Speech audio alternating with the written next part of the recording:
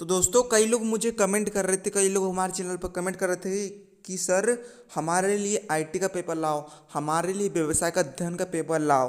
तो मैं ये वीडियो रात को 3 बजे शूट कर रहा हूँ। मुझे भी दोस्तों आप सभी लोगों की चिंता है और मैं इसे जल्दी अपलोड करने वाला हूँ। मुझे भी आप सभी लोगों की चिंता है। तो देखिए, पिछले वीडियो में हमने प्रश्न 13 तक पूरा सोल्व कर चुका था, कक्षा 9वीं व्यवसाय का अध्ययन ठीक में।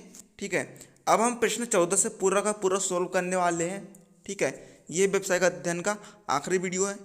ठीक है, पूरा का पूरा हम सोल्व करने वाले हैं। तो देखिए, प्रश्न 14 आपको दिया है, प्रश्नों की सूची बनाकर 5W+1H तरीका उदाहरण सही समझाइए। तो देखिए, 5W+1H क्या है? 5W+1H, 5W मतलब कि 5 बार W बोले तो what, why, when, where, who, plus 1H मतलब हाउ, मतलब वाट यानी क्या, वाई यानी क्यों, वेन यानी कब, वेयर यानी कहाँ, हु यानी कौन, हाउ यानी कैसे। इनका प्रयोग करके प्रश्नों की सूची बना करके इन्हें हमें उदाहरण सहित समझाना है। तो देखिए, पहले प्रयोग करते हैं वाट। वाट यानी क्या? उदाहरण। वाट यानी होता क्या? तो इससे प्रश्न बन जाएगा क्या पढ़ाई करनी है, हमारा मेन टॉपिक हो गया पढ़ाई। ठीक है, दूसरा वाई। वाई यानी होता है क्यों, तो इससे प्रश्न बन जाएगा क्यों पढ़ाई करनी है, मेन टॉपिक क्या है पढ़ाई। तीसरा है वेन। वेन यानी कब, तो इससे प्रश्न क्या बन जाएगा, कब पढ़ाई करनी है। चौथा चौथा है वेयर। वेयर यानी कहाँ, तो इसका प्रश्न क्या बन जाएगा, कहाँ पढ़ाई करनी है। चौथा है, पांचवा है हु। हु यानी कौन, तो इससे प्रश्न क्या बन जाएगा, कौन पढ़ाई करेगा। ठीक है, अब हमें एक हाउ का प्रयोग करना है। तो हाउ मतलब होता है कैसे, तो इससे प्रश्न क्या बन जाएगा, कैसे पढ़ाई करोगे। अब देख लीजिए प्रश्न 14, स्व प्रबंधन क्या है, स्व प्रबंधन के महत्व को समझाइए। तो उत्तर, स्व प्रबंधन या आत्म प्रबंधन की परिभाषा। इस सवाल पर कि मानव जीवन में कौन सा संसाधन सबसे सीमित है, कई गलत तरीके से जवाब देते हैं। यह पैसा या अन्य नहीं बल्कि समय है। केवल कुछ कार्यों के प्रदर्शन के लिए इसे ठीक से वितरित करने का तरीका सीखने से आप अपने लक्ष्य को प्राप्त करने के लिए जितना संभव हो उतना करीब हो सकते हैं। स्व प्रबंधन एक ऐसी तकनीक है जिसमें अस्थायी संसाधनों का तर्कसंगत उपयोग शामिल है। यह तकनीक कम भार पर सर्वोत्तम परिणाम प्राप्त करने की अनुमति देती है। हम संसाधनों को बचाने वाले कुशल तरीकों के उपयोग के बारे में भी बात कर रहे हैं। ठीक है, अब हम देख लेते हैं स्व प्रबंधन के फायदे। ठीक है, या फिर स्व प्रबंधन के महत्व, दोनों बात एक ही है। ठीक है, स्व प्रबंधन के हम महत्व देख लेते हैं। तो उत्तर, प्रभावी आत्म प्रबंधन। ठीक है, ये इसके मतलब कि ये आपको लिख देना है, इसके आपके बहुत सारे महत्व है। ठीक है, पहला, कुछ कार्यों के कार्यान्वयन के लिए समय और अन्य संसाधनों में महत्वपूर्ण कमी। दूसरा, श्रम गतिविधि के एक प्रभावी तंत्र का संगठन जो सामान्य परिस्थितियों की तुलना में उच्च आर्थिक और अन्य परिणाम प्रदान करता है। तीसरा, तनावपूर्ण स्थितियों की अनुपस्थिति जो समय पर काम खत्म करने के लिए समय नहीं होने के डर से जल्दबाजी से जुड़ी है। चौथा, यदि कार्य गुणात्मक रूप से किया जाता है और यह भी निर्धारित सीमा के भीतर है तो ये दोनों प्रबंधकों और उनके अधीनस्थों के लिए नैतिक संतुष्टि लाता है। पांचवा, यदि श्रम का एक दृश्य परिणाम है तो यह आगे की कार्रवाई के लिए एक तरह की प्रेरणा है। चौथा, व्यावसायिकता और योग्यता का स्तर प्रत्येक रूप से स्पष्ट रूप से नियोजित कदम के साथ बढ़ता है। पांचवा पॉइंट है इसका, स्व प्रबंधन की प्रक्रिया में आप उन लक्ष्य को प्राप्त करने के लिए कम तरीकों की तलाश कर रहे हैं जो आपने पहले से कर रखा है। ठीक है, अब हम देखते हैं प्रश्न 15। ठीक है, प्रश्न 15 देखते हैं हम क्या है, आत्मविश्वास से आप क्या समझते हैं, आत्मविश्वास को प्रभावित करने वाले कारकों को समझाइए। तो उत्तर में लिखना है, आत्मविश्वास की आपको परिभाषा देना है। आत्मविश्वास से आशय क्या है।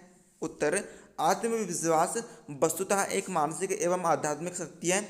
आत्मविश्वास से ही विचारों की स्वाधीनता प्राप्त होती है और इसके कारण ही महान कार्यों के संपादन में सरलता और सफलता मिलती है। इसी के द्वारा आत्मरक्षा होती है। जो व्यक्ति आत्मविश्वास से ओतप्रोत है उसे अपने भविष्य के प्रति किसी प्रकार की चिंता नहीं रहती, उसे कोई चिंता नहीं सताती। दूसरे व्यक्ति जिन संदेहों और शंकाओं से दबे रहते हैं वे उनसे सदैव मुक्त रहता है। यह प्राणी की आंतरिक भावना है, इसके बिना जीवन में सफल होना अनिश्चित है। यहाँ पर आपने आत्मविश्वास की परिभाषा बता दी, आपने उसका अर्थ बता दिए। अब आपको इसी के सेकंड क्वेश्चन में क्या बताना है, आत्मविश्वास को प्रभावित करने वाले कारक। ठीक है, तो देखिए इसका उत्तर मैंने लिखा हूँ, आत्मविश्वास को प्रभावित करने वाले कारक। पहला, छोटी सोच। इंसान की छोटी सोच व्यक्ति के आत्मविश्वास को प्रभावित करती है। जैसे पहला उदाहरण देख लीजिए, यह मेरे बस की बात नहीं है। दूसरा, मैं यह नहीं कर पाऊंगा। दूसरा, दूसरों के विचार, दूसरों की बातें व विचार भी हमारे आत्मविश्वास को प्रभावित करती है। जैसे तू नहीं कर पाएगा, यह हमारे दिमाग में नकारात्मकता बनाती है। तीसरा, कम प्रयास में हार मानना।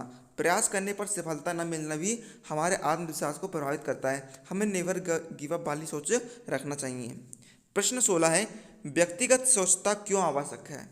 व्यक्तिगत स्वच्छता को बनाए रखने के लाभों की सूची बनाइए। तो उत्तर में आपको लिखना है, पहला क्वेश्चन है आपका कि व्यक्तिगत स्वच्छता क्यों आवश्यक है, तो इसका उत्तर हम लिखेंगे व्यक्तिगत स्वच्छता या फिर स्वास्थ्य की आवश्यकता।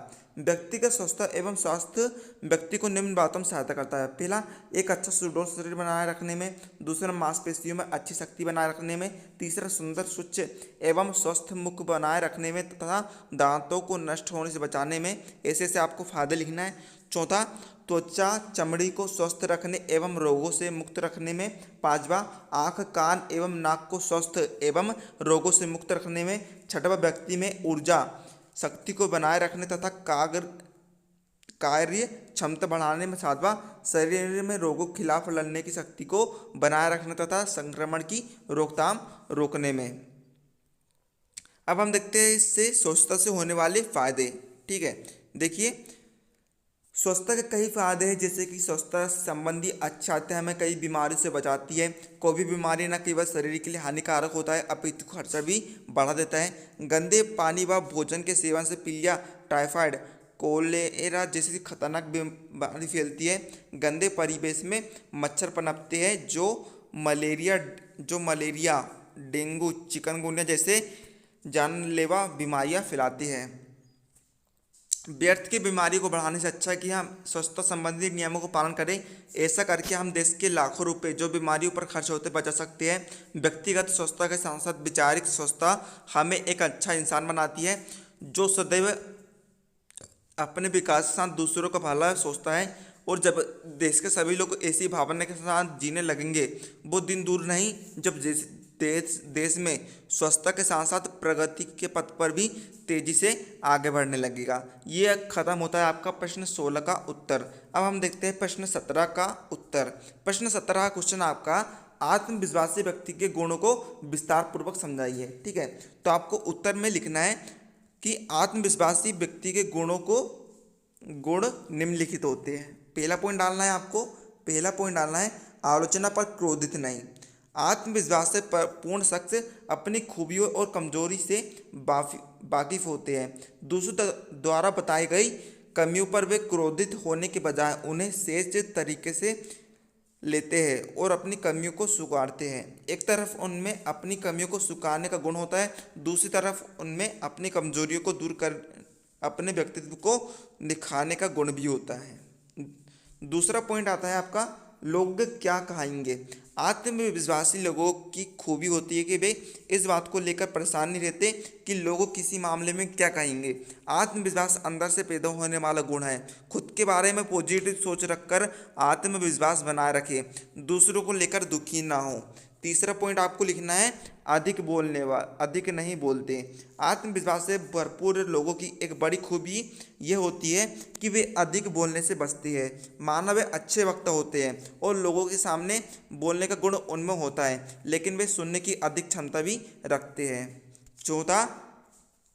चौथा पॉइंट आपको लिखना है, झांके हुए नहीं रहते। बॉडी लैंग्वेज भी हमारे बारे में काफ़ी कुछ बता देती है। आत्मविश्वास से भरे होने पर हमारी बॉडी सीधी और सहज रहती है, जबकि कमज़ोर आत्मविश्वास के कारण शरीर झुका हुआ होता है। ठीक है, पांचवा पॉइंट आपको लिखना है, सबकी सुनते हैं, दूसरों की न सुनना और खुद की ही हाँकने की आदत आत्मविश्वासी लोगों में नहीं होती। आत्मविश्वास से पूर्ण लोगों की ये सोच होती है कि हर एक शख्स से कुछ ना कुछ सीखा जा सकता है और इसी के चलते वे सबको स्वीकारते हैं। ठीक है, अगला पॉइंट आपको लिखना है, दूसरों को दोष नहीं, आत्मविश्वास काम करने से आता है, ना कि हर एक मामले में रिएक्ट करने से। आत्मविश्वासी लोग अपनी कमियों के लिए दूसरों को दोष नहीं देते बल्कि कमियों को स्वीकार कर सुधारते हैं। अगला पॉइंट आपको लिखना है, ईर्ष्या नहीं करते। आत्मविश्वासी दूसरों की सफलता पर ईर्ष्या करने के बजाय उनकी सफलता का सम्मान करते हैं। वे दूसरों की मेहनत का सम्मान करते हैं और उनको लेकर नजरिया पॉजिटिव होता है।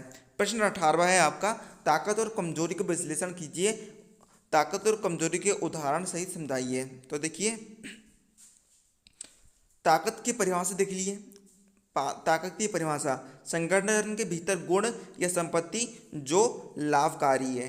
ठीक है, तो उसका उदाहरण, पहला 40 से अधिक देशों में संचालन, दूसरा $50 के तहत विकास लागत, तीसरा सूखे फल और नट्स विधि और उच्च गुणवत्ता के है। कमजोरियों की परिभाषा देख लीजिए, संगठन के भीतर योग्यता या दायित्व जो हानिकारक है। इसके उदाहरण, पहला हाल के रिकॉल ने बिक्री और ब्रांड एक्टिविटी को नुकसान पहुंचाया है, दूसरा अद्यतन हर 6 महीने में आवश्यक है, तीसरा प्रमाणन की प्रणालियों की कुल कमी। ठीक है, देखो दोस्तों, आप स्क्रीनशॉट लेते जाइए। ठीक है, मैं रुक रहा हूँ बीच बीच में, आप खटाखट से स्क्रीनशॉट लेते जाइए। ठीक है, अब देख लीजिए प्रश्न 19वां प्रश्न क्या है, सकारात्मक सोच क्या है और इसका महत्व उदाहरण से समझाइए। तो देखिए क्या है सकारात्मक सोच। सकारात्मक सोच का अर्थ है सकारात्मक दृष्टिकोण के साथ जीवन की चुनौतियों का सामना करना। एक व्यक्ति जो सकारात्मक तरीके से सोचता है वे अपने आसपास के लोगों और घटनाओं के उज्ज्वल पक्ष पर ही ध्यान केंद्रित करता है। सकारात्मक सोच एक ऊर्जा प्रदान करती है, हौसला देती है, सफल होने का और उत्साहित करती है, नित्य नए आयाम स्थापित करने के लिए। जब हमारी सोच सकारात्मक बन जाती है तो उसके परिणाम भी सकारात्मक आने लगते हैं। वही नकारात्मक सोच इसके बिल्कुल विपरीत प्रभाव डालती है, निराशा से घेर देती है, मन को एक हारे हुए योद्धा की मानसिकता से ग्रसित व्यक्ति से फिर सफलता की आशा करना भी व्यर्थ है। सकारात्मक नजरिया आपकी सभी समस्या को हल चाहे नहीं कर पाए मगर आपको लड़ने की हिम्मत देता है, हौसला देता है, मैदान में डटे रहने का। जिस व्यक्ति की सोच नकारात्मक होती है वह हर चीज़ में नकारात्मक चीज़ें ढूंढने लगता है। किसी भी निराशावादी को हर अवसर में मुश्किलें दिखाई देती है, वही आशावादी को मुश्किलों में अवसर दिखाई देता है। ठीक है, पंक्तियों को लिखना है, बधाई आती है आए, घिरे प्रलय की घोर घटाए, पापों के नीचे अंगारे, सिर पर बरसे यदि ज्वाले, निज हाथों में हंसते हंसते आग लगाकर जलना होगा, कदम मिलाकर चलना होगा। कितनी अच्छी लाइन देखी दोस्तों। ठीक है, ये हमें आत्मविश्वास से भर देती है। ठीक है, विपरीत परिस्थितियां सबकी जिंदगी में आती है मगर व्यक्ति अपनी सकारात्मक सोच से अपने आत्मविश्वास को बनाए रखता है। देखिए दोस्तों, मैं आपको समझा नहीं पा रहा हूँ, मैं आपके लिए क्षमा चाहूँगा क्योंकि आपको तुरंत जल्दी से लिखना है, इस कारण मैं आपको समझा नहीं पाऊँगा। और मेरा थोड़ा गला भी ख़राब है, दिन भर से वीडियोज बना रहा हूँ। ठीक है, रात को 3 बजे शूट कर रहा हूँ, मुझे टाइम नहीं मिल पाया दोस्तों। यदि आपको वीडियो पसंद आया तो हमारी मेहनत को सफल बनाएं। ठीक है, और हमारे वीडियो को लाइक कर देना और अपने दोस्तों को भी शेयर ज़रूर कर देना। हमारी मेहनत को आपको ज़रूर सफल बनाना है, हम आपको बहुत आगे लेकर जाएंगे। प्रश्न 20वां है, संचार के स्वरूप को प्रभावित करने वाले कारक किस प्रकार से बाधक हो सकते हैं, उदाहरण से समझाइए। तो आपको लिखना है उत्तर, संगठन में संचार के मार्ग में विभिन्न कठिनाइयां आती है। इनमें से कुछ तो संगठन की आंतरिक समस्याएं हैं जैसे पद सोपान के स्तर आदि, और कुछ व्यक्तिगत तथा बाहरी बाधाएं हैं। पहला, भाषा संबंधी बाधाएं। ए में अनेकार्थी शब्दों का प्रयोग। टेरी के अनुसार कभी कभी प्रयुक्त शब्दों का अर्थ समझना कठिन हो जाता है। शब्दों का प्रयोग ऐसा किया जाता है कि वे विभिन्न व्यक्ति के लिए तो भिन्न हो ही जाते हैं, एक व्यक्ति के लिए भी सदैव समान अर्थ नहीं रखते हैं। बी, गवी रीडी गुड़ भाषा। रुडोल्फ फ्लेश ने अपने लेख मोर अबाउट गोवर्ल्ड जियो गुक ने कहा कि संगठन में जो भी अधिकृत संचार होता है देखिए दोस्तों, मेरा गला पूरा ख़राब हो चुका है, ठीक है। दिन भर से मेहनत कर रहा हूँ। आप स्क्रीनशॉट लेते आइए और लिखते जाइए। मैं अभी आपको टाइम दूंगा, स्क्रीनशॉट लीजिए आप खटाखट से, ठीक है। मैं बोल नहीं पा रहा हूँ। लीजिए, इसका लीजिए, इसका लीजिए, इसका लीजिए, इसका लीजिए, इसका लीजिए,